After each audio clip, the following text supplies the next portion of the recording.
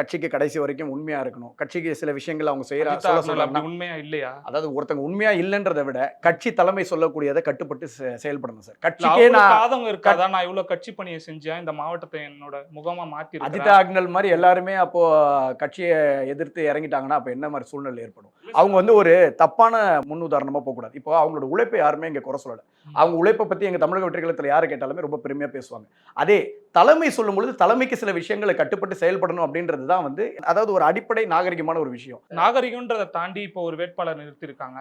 அவர் என்ன மாரியான கட்சி பணிகள செஞ்சாரு? கட்சிக்காக அவர் என்னலாம் தியாகம் செஞ்சிருக்கிறாருன்ற ஒரு கேள்வி எழும்புதுல்ல. அப்ப கம்பேர் பண்ணும்போது ஏன் நடிகருக்கு குடுத்திருக்காங்க? காமெடி நடிகருக்கு அவருடைய நெருங்கிய நண்பருக்கு தான் குடுத்திருக்காங்க. கட்சி நிர்வாகிகளுக்கு நெறைய பேருக்கு குடுக்கல.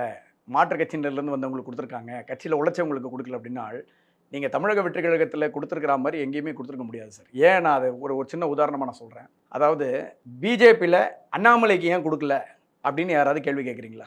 ஏன் வந்து அமர் பிரசாத் ரெட்டி குடுக்கல? ஏன் வந்து எஸ்.ஜி. சூர்யா அவர்கள் குடுக்கல? இவங்கலாம் வந்து பிஜேபியோட தெரிந்த முகங்கள். தமிழக வெற்றி கழகத்தில இருக்கக்கூடிய ஒரு உழைக்காத ஒருத்தருக்கு வந்து நீங்க குடுத்துட்டீங்க. தமிழக வெற்றி கழகத்தில புது முகங்களுக்கு குடுத்துட்டீங்க அப்படின்னு சொல்லி ஒரு கேள்வி வருது. நான் இன்னைக்கு அதுக்கு ஒரு சின்ன ஒரு தெளிவுபடுத்துறேன்.